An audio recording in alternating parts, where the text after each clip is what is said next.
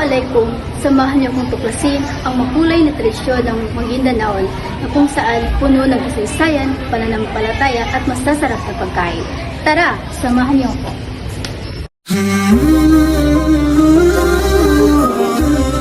Assalamualaikum warahmatullahi wabarakatuh. Ang pananampalataya ay puso ng kulturang Maguindanaon. Bilang mga Muslim, mahalaga sa kanila ang 5 takdang panalangin o sala sa isang araw. Dito nagpapasalamat at humihingi ng gabay kay Allah. Makikita rin ang tradisyon na dua o dasal sa pamamagitan ng pagsasala. Ang mga Muslim ay nakapagpapahayag ng kanilang pasasalamat sa Allah at nakapagpapatawad sa kanilang mga kasalanan. Ang pagdarasal ay tulay sa langit, sundin ito ng may pagpapakumbaba at pagmamahal kay Allah.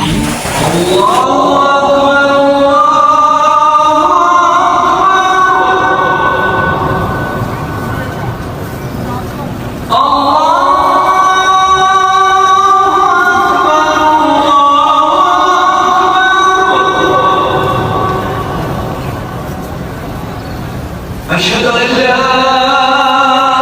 إله إلا الله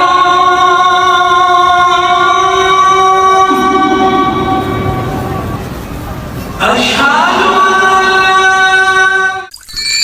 Inal, pronounced as Inol, is among the best traditions of Muslims from Maguindanao that has survived the test of time.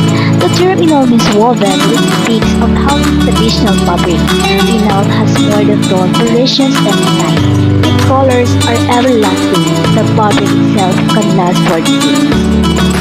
So, good morning guys. Welcome to our vlog. So, ito kami ngayon guys. Gumagawa kami ng chicken pastel and binignit. So, ito pa lang yung ano guys. Wala pa yung mga ingredients dito guys. And kumukunsi. You know kumukunsi like snake.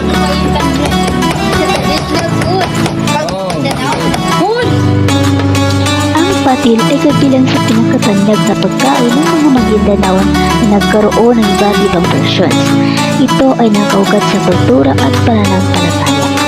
Ano ba ang tunay na patil? Ang patil ng Maguindanaon ay halal. Manok po ang gamit sa paggawa ng ulam ng patil.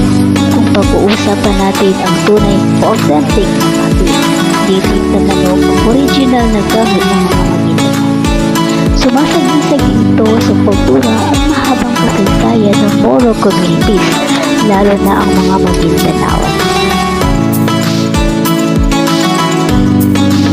Ang nakikita niyong video na ginamix ng kambang na color yellow ay yan yung tinatawag na kumukunsi, isa sa mga traditional na recipe ng mga Maguindanaon. Assalamualaikum warahmatullahi wabarakatuh. Good morning.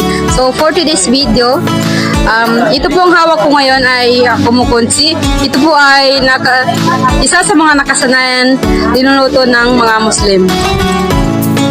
Kumukunsi is a popular delicacy of Maguindanao people in the Bangsamoro, southern Philippines. Inahain ito sa mga special occasion such as the Kanduli or the Thanksgiving ceremony. Kung mapapansin nyo sa video na yan, ang mga sangkap na natapos namin lutuin tulad ng patil at kumukunsi.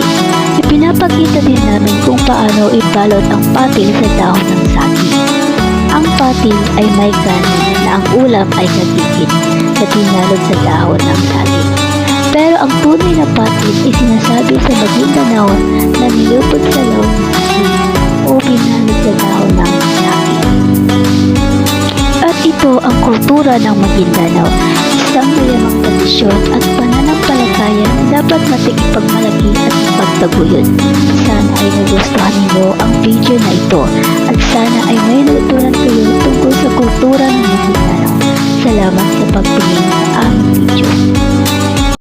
Ang kulturang Maguindanaon ay hindi lamang isang kasaysayan, kundi ito ay bahagi ng ating buhay at kinabukasan. Hanggang sa muli, salamat sa inyong panunood at suporta. Huwag niyong kakalimutang follow, share at i-like.